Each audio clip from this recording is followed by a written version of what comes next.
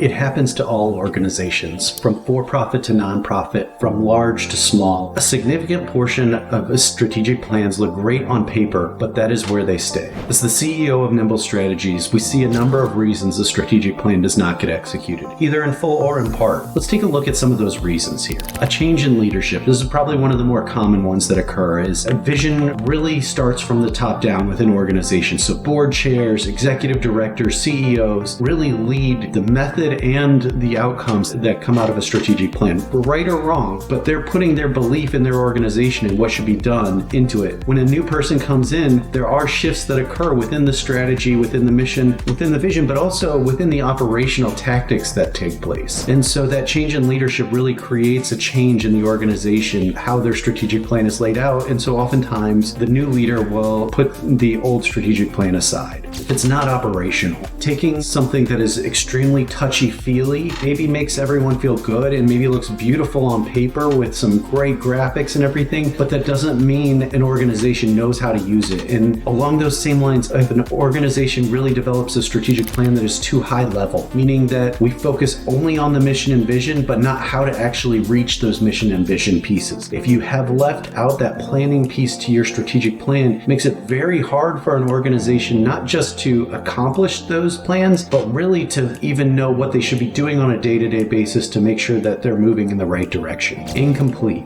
This really happens a lot. Again, maybe they've got the mission and vision together, maybe they've got some pieces to the plan, but if you haven't looked at the whole organization, if you haven't looked at what's happening in the world and what effects that will have on the organization, you're really missing an opportunity to make sure that you can execute and drive towards your strategic plan. And the wrong plan. The wrong plan can be done in a number of ways. We've walked into organizations that have essentially paid a consultant and really just gotten an Excel template that they were told to fill in. There's a number of reasons a plan can be wrong. It could just be that bad information is put in. It could be that the wrong stakeholders were engaged, meaning that most likely not enough stakeholders were engaged, especially no external stakeholders. But whatever it was that caused the wrong plan is oftentimes the reason why people say, I don't like strategic planning, I don't like this process. It's because they've really not gone about things the correct way. So one more way that we come across is a lack of staffing to execute the plan. That lack of staffing really can become a big deal, because if you draw up a